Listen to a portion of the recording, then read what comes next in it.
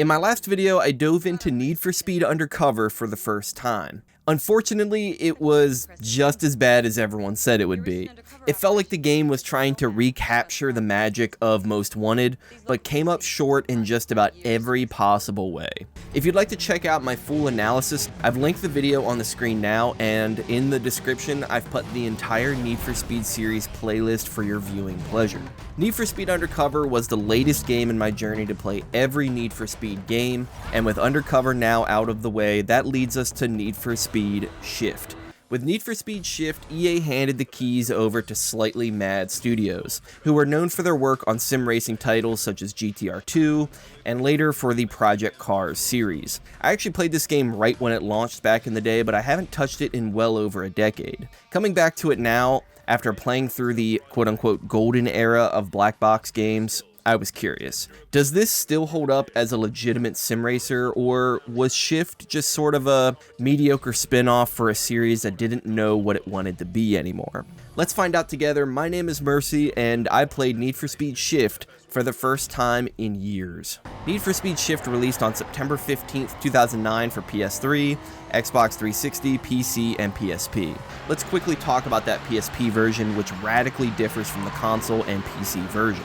Instead of a sim racer on racetracks, it's more of an arcade racer on fictional street courses. Its handling model also more closely aligns with a Burnout title as opposed to Need for Speed, and it even has those takedown-esque cameras we're used to from Burnout. I always find it odd when the handheld version differs so much from the console version, but it's really fascinating at the same time. So I'm going to go ahead and save that game for the upcoming Need for Speed handheld games video. Get subscribed so you don't miss that. Today I'll be primarily focused on the PC version, which I believe is the best way to play the game today. Coming back to this, the very first thing that hit me, and the thing I remembered most from my time with the game all the way back in 2009, is just how violent it is, especially in cockpit cam. This is the first game since Porsche Unleashed to have a true cockpit cam, and man, it is nuts. When you hit the brakes, you'll lurch forward. When you're zooming around the track, you'll see every bump with the cockpit shaking around you. And I don't want to say that you can feel the weight shift of the car, but I don't know of many other games that visually show the car's cockpit shifting around you like this. Maybe it's a little overdone, maybe it's a little dramatic, but God, it's just so damn immersive. And don't get me started on wrecking. When you wreck in this game, it is genuinely terrifying. Your driver will gasp before the impact, the screen goes gray on impact, and then it sort of just slowly regains color as you sort of get your bearings back. It is just, it's so good. Obviously, it's not the goal of Need for Speed Shift to wreck, but the horror, the terror, the confusion of wrecking, it really elevates the experience overall, and it adds to that immersion. But even with this awesome cockpit cam, that's not to say that the chase cam isn't immersive as well. I tended to play most of this playthrough in chase cam, just so I could showcase the cars better for you guys. You're welcome, by the way. But what's so cool about this is that the HUD bounces around and shifts around just like the cockpit did earlier. How sick is that?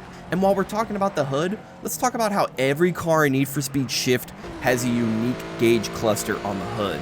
That is such a cool feature. I would love to see this in like a modern Forza or the Crew or something. It's so sick. But before we dive deeper into today's video, I've got to give a shout out to today's video sponsor, Raycon. Since we're heading into spring, it's usually the time of year where we all try to refresh our routines. For me, that finally meant fixing my audio situation. I've been using the Raycon Open Essential earbuds while I work, and it's been a total game changer. The thing I love most is the open design. They don't plug your ear, so you get great sound while staying completely aware of your surroundings. They're so light you truly forget you even have them on. They aren't just light though, they're powerful. You're looking at 36 hours of total battery life with up to 8 hours of continuous playback and wireless charging, so you're not fumbling around with cables at the end of your workday. Style-wise, they come in 4 colorways: carbon black, blush violet, cool mint, and royal blue. Now, as a boring millennial guy, my wardrobe consists of 50 shades of black, so I decided to go with the royal blue to mix it up. Whether I'm editing a video or just running chores around my house, the Raycon Essential Open earbuds have been my go-tos. If you want to refresh your own setup, now is the time. Raycon is offering 20% off right now, site-wide. Just click the link in the description or use my code NoMooreMercy open at checkout to grab a pair. Trust me, your ears will thank you. Thank you again to Raycon for sponsoring this video, and now back to the video. Coming back to Shift, I realized just how well that aspect of the game has aged, and it's something that I remembered fondly. But what about the handling? I remember this being a phenomenally underrated sim racer. How does it hold up today? Well, it's complicated. While it's true, Need for Speed Shift is more of a sim racing title than any other title I've played so far in this series, even more so than Pro Street, but I still wouldn't put it in that sim territory. I'd compare it most closely to a Forza Motorsport or Gran Turismo, but with its own unique quirks. Cars have a tendency to understeer, but visually look like they're oversteering, if that makes sense. In a sim, if you push the car as hard as you need to and shift to get everything out of it, you'd be pushing the car way too far and you'd probably spin the rear end around. But in Shift, it's necessary to keep your foot in it and keep the tires screaming. It took me about an hour or so to really get to grips with this, but once I did, it was smooth sailing, for the most part. Let's address the elephant in the room, and if you've played Shift, you know exactly what I'm about to talk about. That is the dreaded bouncing bug. This happened to me a few times. It's where the car will just randomly start bouncing like a lowrider. I was able to replicate it most commonly in high-speed sections of the track where there are elevation changes. It also happens somewhat frequently during contact with other cars. Maybe it's not enough every time to, bounce like a lowrider, but it's enough to cause the car to become unstable. Now, I say randomly because I couldn't replicate it every single time I would go through these sections. The only solution really to prevent this is to lift, coast, and underdrive the car to avoid the hops, and even then it's not a guarantee. Same goes for when you're racing wheel to wheel with other cars. You have to give them more room than really you would expect to, just so you don't trade paint and then go bouncing off the side of the track. But the physics issues don't end with just the bouncing. Oh no, there's a few more. Those being the comically slick curbs, where any sort of speed over these and the back end wants to spin around on you, especially in the high-end cars. Elevation changes also cause the car to go airborne way too easily, often resulting in a spin on landing, or you get that bouncing bug. Tracks like Spa or the Nürburgring Nordschleife were just ridiculous. I don't know how many times I'd go up the Eau Rouge and either see the car leave the asphalt or understeer off the course. It almost feels like you're floating just above the track when this happens. You sort of just have to back it down and then regain traction and then continue on with your race. It's ridiculous. There's nothing more frustrating in this game than running a long distance race and then spinning out late into the run due to this bug. It's frustrating. It's so annoying.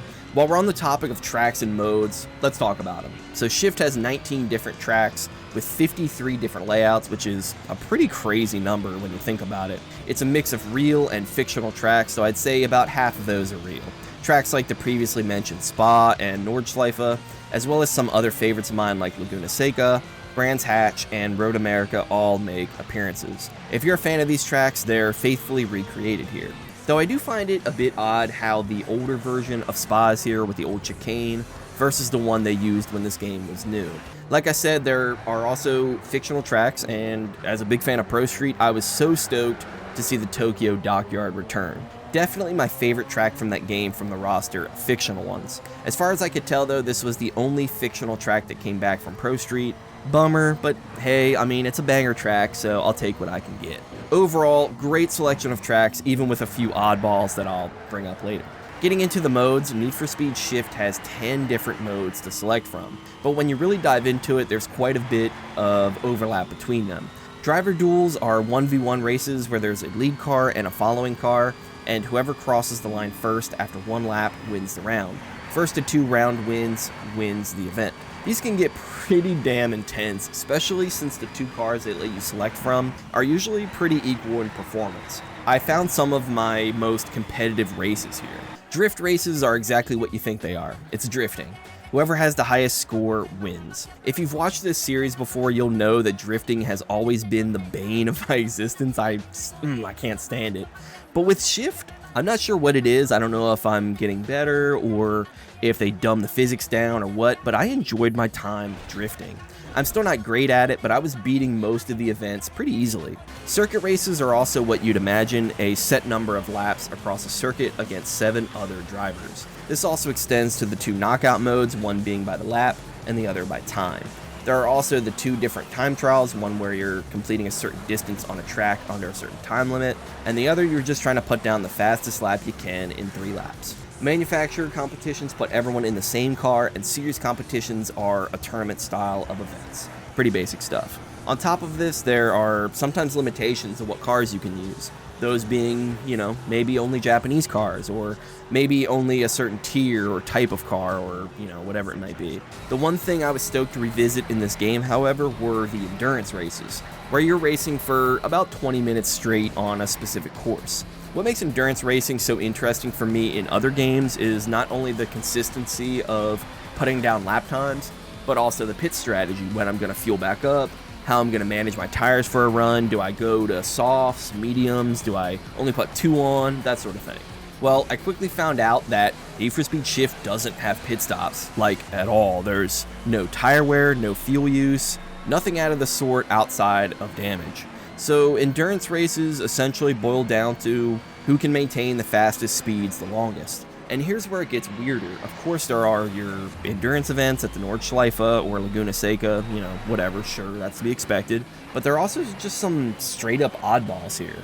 There's an oval race, and it's probably one of the most boring events I think I've done in a racing game. Add this to the mountain of games that don't do oval racing justice. But besides that, there's a figure 8 in this too. I mean, why? Why is there a figure 8 in a sim racer outside of something like Wreckfest? It's just such an odd inclusion, and I didn't find it to be all that fun either. The game just wasn't built for this. Endurance events in general were a bit of a buzzkill, and not at all as good as I remember them being. Tying these modes together, Shift uses a tiered progression system. You start in Tier 1 with everyday cars like, a Miata or a Focus or a Cobalt, and you work your way up to the big show, the World Tour, in Tier 4 with high-end supercars like the McLaren F1, Pagani Zonda, or a Porsche Carrera GT, just as examples. To unlock these tiers, you need to earn stars, which are awarded for podium finishes and completing specific objectives mid-race. These can range from things like leading a full lap or hitting a certain top speed. But what makes Shift's progression unique is the driver profile. Every action you take on the track is categorized as either precision or aggression. If you stay on the racing line and make clean passes, you level up your precision rank. If you trade paint, draft, slide through corners, you're an aggressive driver. Every playthrough of this game I've made, I have never ever gotten a rank of aggressive driver. You really have to go out of your way to be an absolute menace on the track to get that. As you level up your overall driver level, you unlock new cars, invitational events, and eventually new tiers. It's a satisfying loop. I really enjoyed the invitational events out of everything. There were times where it seemed like I was kinda just going through the motions, completing events in my tier, working towards that next tier. And so invitational events give you a break and let you try out cars that are from a higher tier. That first time I got put in a supercar on the Nordschleife, oof, I was not prepared. While we're on the subject, let's talk about the cars. There are 72 cars in the base game, and depending on which platform you're on, it could be as high as 89 on the 360 or as low as 77 on the PC. That's because the 360 received an exclusive Ferrari DLC pack, and the PS3 and 360 received another DLC that the PC did not get. But through mods, you can restore access to all of these cars on PC, of course. Either way, that's a big-ass roster, and I think it's the biggest in the series so far. I started my playthrough with the Honda S2000, then moved on to the Dodge Viper SRT10, and finally ended my playthrough with the Porsche 911 GT3 RS. Shift isn't really a game where you're buying and selling a bunch of different cars. Most of the events provide you with a car. I mean, honestly, you can get to the end credits of the game without buying many cars at all, like I did. But for the cars I did buy, I modified all of them. Shift has a bigger focus on performance upgrades and performance tuning as opposed to visual upgrades of something like Underground 2. I'm not opposed to it, but if that's something you value, you're probably going to be pretty disappointed with Shift. There's basic upgrades for people who maybe don't know how to tune a car, and then there's, of course, the advanced tuning options that let you change tire pressures and ride height, that sort of thing. After you've installed every upgrade to your car, you're able to install the final upgrade, the Works Conversion.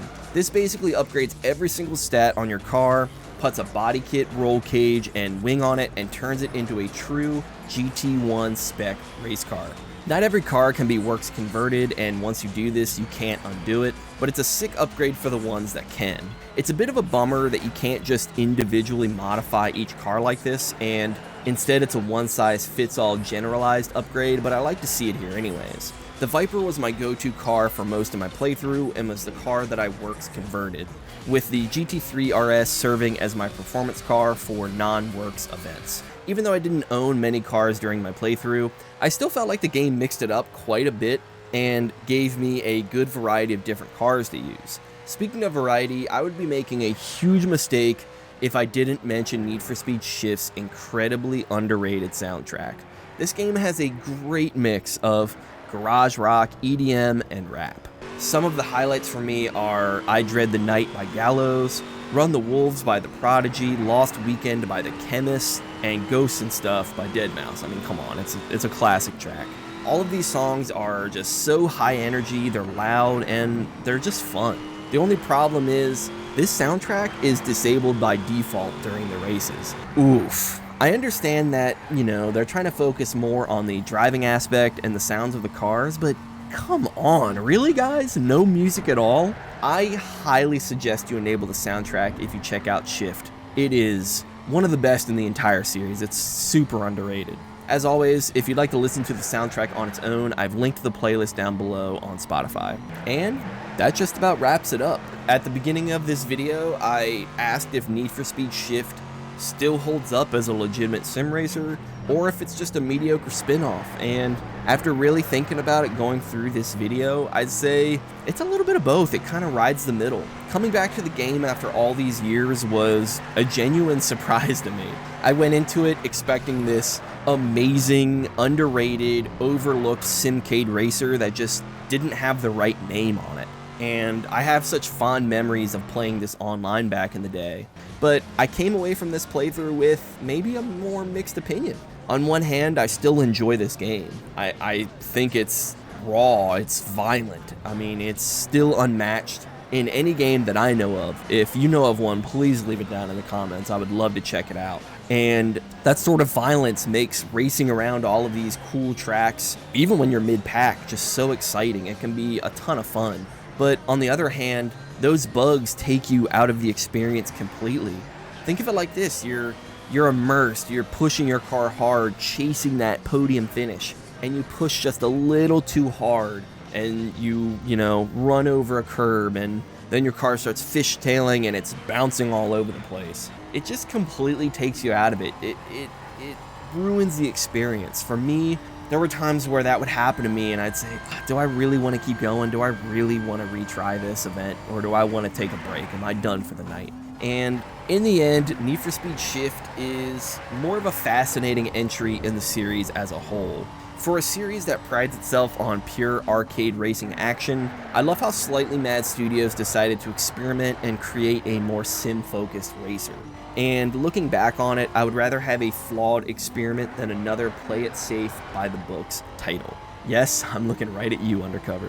But enough about me though, it's time to turn it over to you guys. What do you all think of Need for Speed Shift? Does the immersion outweigh the issues for you? Let me know in the comments. I would love to read your thoughts. I try to read every comment posted. Huge shout out to my highest tier patrons CD-ROM Fossil and Arcade Racing Central, and to all of my patrons over on Patreon. You guys are awesome. My name is Mercy, and as always, have a good one.